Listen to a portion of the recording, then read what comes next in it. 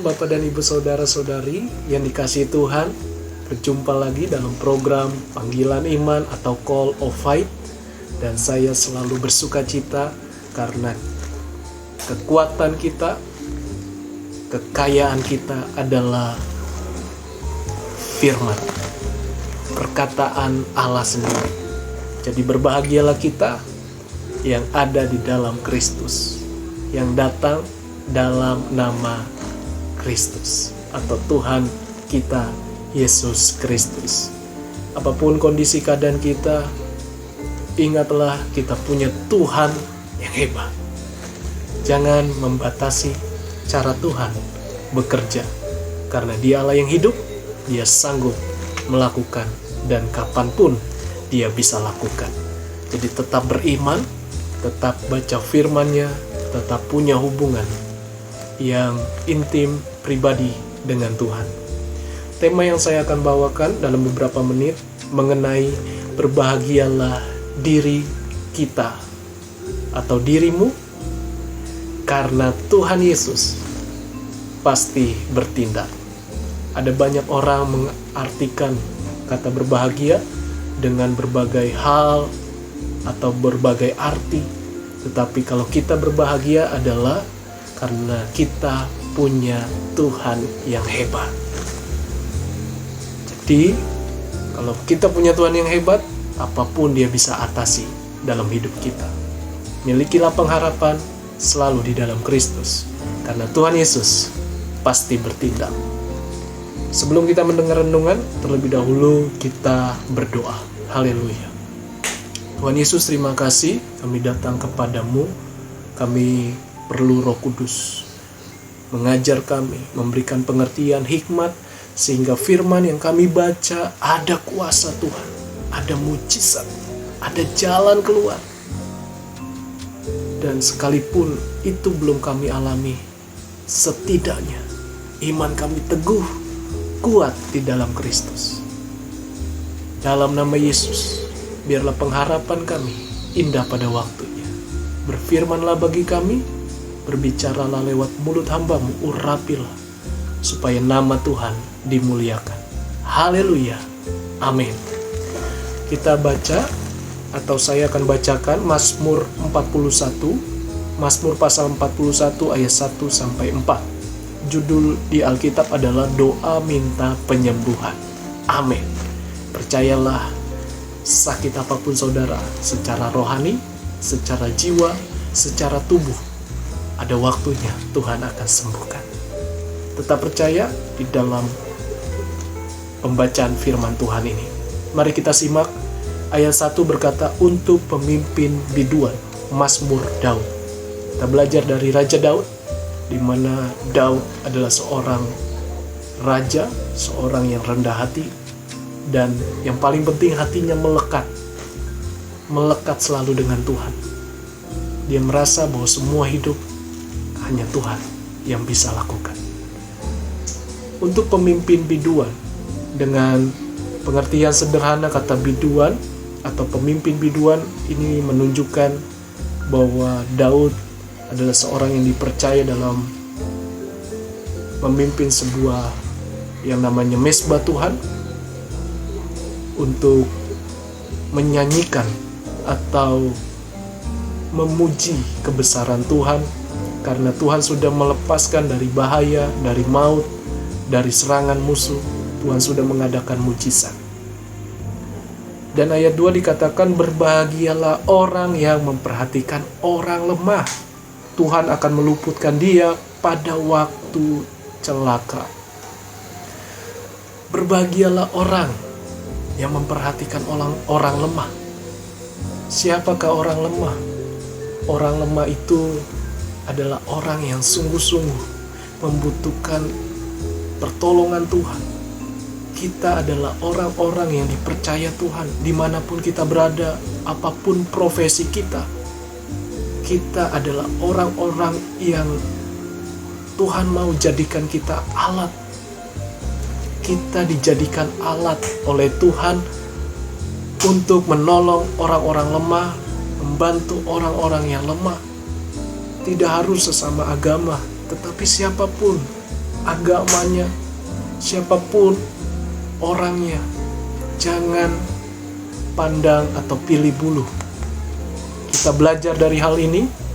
Mari kita perhatikan orang lemah, karena itulah yang disebut berbahagia. Kalau saudara tidak bisa nabur dengan harta atau dengan uang, saudara bisa tabur yang lain. Tabur waktu saudara, tabur tenaga, tabur apapun yang saudara bisa lakukan. Karena kita memperhatikan mereka, kita segera menolong mereka. Mulailah dari hal-hal yang kecil. Ayat 3, Tuhan akan melindungi dia dan memelihara nyawanya, sehingga ia disebut berbahagia di bumi. Engkau takkan membiarkan dia dipermainkan musuhnya. Amin. Tuhan melindungi kita, melindungi orang yang kita kasihi. Dan Tuhan memelihara. Artinya Tuhan bertanggung jawab karena ada bagian yang kita lakukan. Dan kita disebut berbahagia di bumi. Jadi tidak mesti kata berbahagia harus punya uang, punya jabatan yang hebat. Sekalipun itu penting, tetapi itu bukanlah jaminan. Berbahagia adalah yang memperhatikan orang-orang lemah. Makanya orang Kristen atau pengikut Kristus ada kasih yang mengalir. Ada kasih yang tidak terbatas. Karena Tuhan itu kasih. Ayat 4, Tuhan membantu dia di ranjangnya waktu sakit. Di tempat tidurnya kau pulihkannya sama sekali dari sakitnya. Kalau dia dalam keadaan sakit, Tuhan yang menjaga, Tuhan yang akan memulihkan. Atau kita sendiri sebagai anak Tuhan pun dalam keadaan sakit, atau kita ada di rumah sakit terbaring, tidak berdaya, Tuhan pasti akan sembuhkan. Tuhan pasti akan pulihkan. Ini janji Tuhan, pegang janji Tuhan, yakin, beriman. Sekalipun kita belum melihat, sekalipun itu belum terjadi, bagian kita hanyalah percaya. Makanya Alkitab berkata, hidup kita itu bukan karena melihat.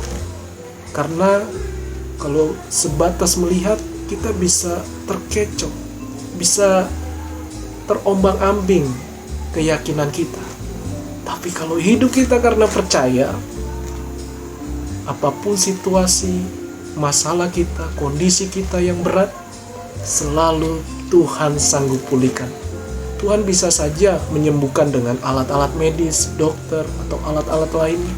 Tidak harus didoakan langsung sembuh. Ada kalanya didoakan langsung sembuh, tapi ada kalanya kita harus bisa lewat alat-alat medis atau obat, sehingga ada mujizat Tuhan. Tapi yang utama adalah kita punya hati melayani Tuhan. Kita mengenal Tuhan Yesus dengan benar, Allah yang hidup, Allah yang kita sembah, Allah yang kita imani.